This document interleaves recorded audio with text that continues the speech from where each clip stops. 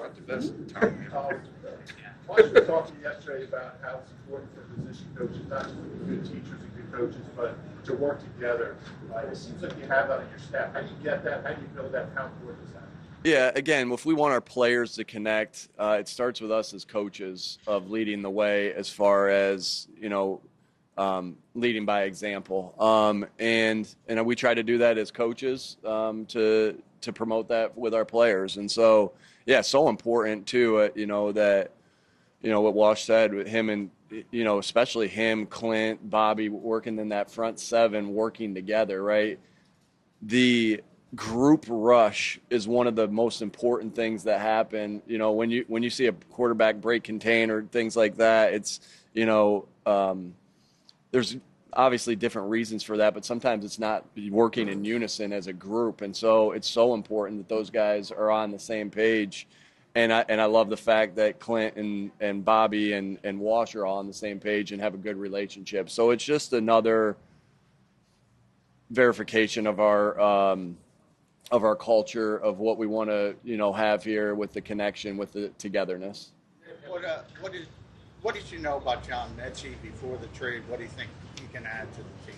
Yeah, obviously really liked him coming out and, with, all our guys, having a bunch of Alabama guys on the roster, talking to those guys as you'd see an Alabama game when he came out of college, because obviously he made a lot of plays there. And so it was always a fan of his game, and then being able to watch him, he's quick. He's very quick. He's really, the thing that really stood out to me is how tough he is.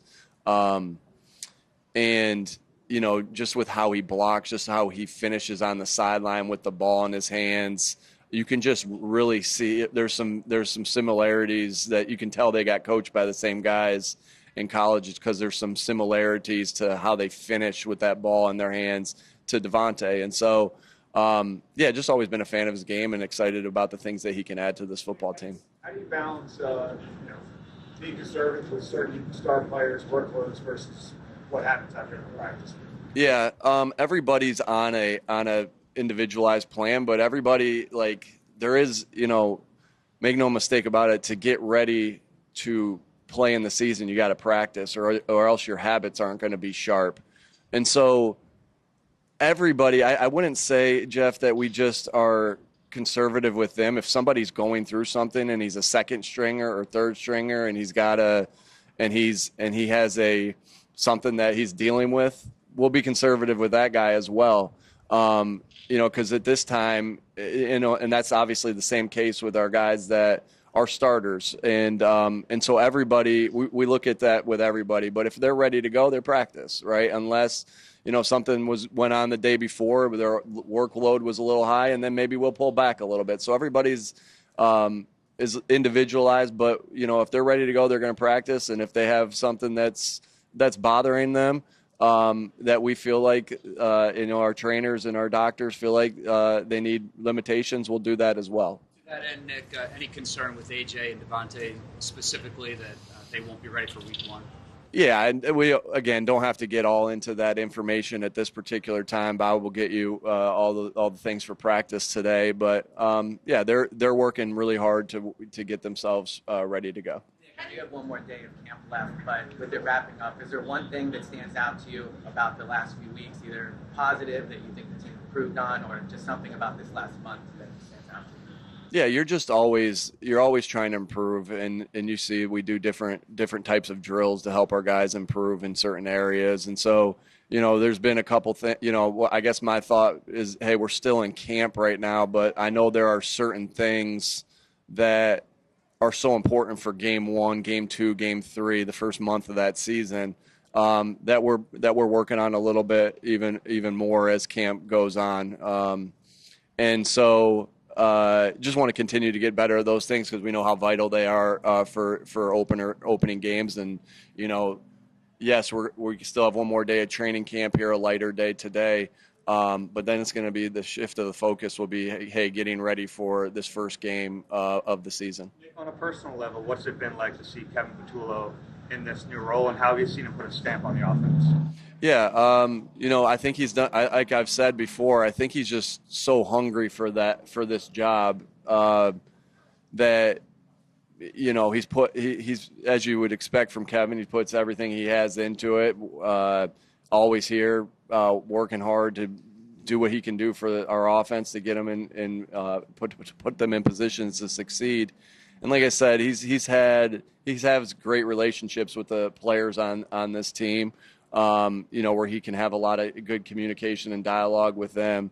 I just think he's done a really good job. The operation seems, whether we're doing operations out at practice or whether we're doing them at games or whether we're doing them at a joint practice or whether we're doing them at a practice in the stadium, that has been really good. And as expected, just because we've been together so long, of that communication of what's happening on different downs, different situations, and Kevin's done a really good job, and Parks has done a good job kind of taking Kevin's role to help Kevin out in that scenario. So, I think he's done a really good job so far, and look for him to continue to do so. On defense, you're going to have probably rookies either starting or contributing heavily again early in the season. You guys did that last year as a head coach. How do you with rookies in particular, prepare them for that? How do you equip them? Yeah, practice, all the different things we do in practice, again, when you put guys out there, you trust those guys. You trust them to be in there in those situations, and that doesn't happen. Again, all your confidence of things grow in practice, whether that's my confidence in a play, if I'm deciding to go for it on fourth down, right? Am I confident in that, the players that we're throwing it to and the play that's being called? Well, it's the same thing with practice when you put somebody out in the field. Are you confident with those players and, with the things that are being called to utilize those players? Moving at the reserve tackle spot, do you want to have a swing guy there? I don't know if that's – yeah. It doesn't have to be, Jeff, right? We'll play if the guy's better on the right, we'll play him on the right. If the guy's better on the left, we'll play him on the left. If the guy's better overall and he's a swing guy, I guess I've done that every single way that you can imagine in my time in the NFL, where sometimes you got a guy that just plays right as a backup. Sometimes you have one that just plays left, and sometimes you have a swing guy. And so I'm not concerned. I'm not concerned how that looks, as long as we're ready to go as far as having a guy in each position that we need to back up. As far as staff development, have you considered giving position coaches more responsibility in these preseason games, whether it's defensive play calling, game management, things like that? No, and here's why, Zach. We're going through our process for us to be ready for a game. Obviously, I've seen that be done, and it works for some people, and that's fine. But everyone's mission is different during training camp. Everyone, in a lot of aspects, everyone's mission is the same, but everyone has different aspects of what they're doing. My job and what I want to do is to sharpen the tools of the things the coaches need to get ready for week one, just like we're doing for the players. And that's kind of an example thing too, right? We need that. First and foremost, we need that work to be able to go through and get ourselves ready to be sharp, because it's been a while since we've done that. But also, you just want to set that example that, we're all trying to improve in things. I used to be around a place where it's like some of the young assistant position coaches would, hey, you go help out with defensive tackle this week instead of the defensive ends. And I still feel the same way about that as I do with this. You want them to continue to sharpen the tools of the things that they're going to be doing in the season, just like with the players. Further on the rookies, to follow up about the rookies, how has Jahad Campbell specifically shown to you things that give you confidence in him? Obviously, again, in practice, you see him make plays, you see him be able to defeat blocks, you see him he's really has great motor to the football, tough, length. And so, and just growing in the defense every day. Again, it's the daily things, but those are some particular traits that I've seen. Going back to the pass rush drills, we see Connor Barwin as like the stand-in quarterback. for those, I guess, what are some of the behind-the-scenes ways that he helps get the most out of practice? And is there something about those drills in particular that he does that we might not notice that it helps those guys? Yeah, obviously you see him in linebacker drills too. Put the pads on, not the pads on, but the dummy on, so he gets a strike, right? So Bobby doesn't have to get that every single time. And he's big and strong, and so he can handle that. Well, it's the same thing there.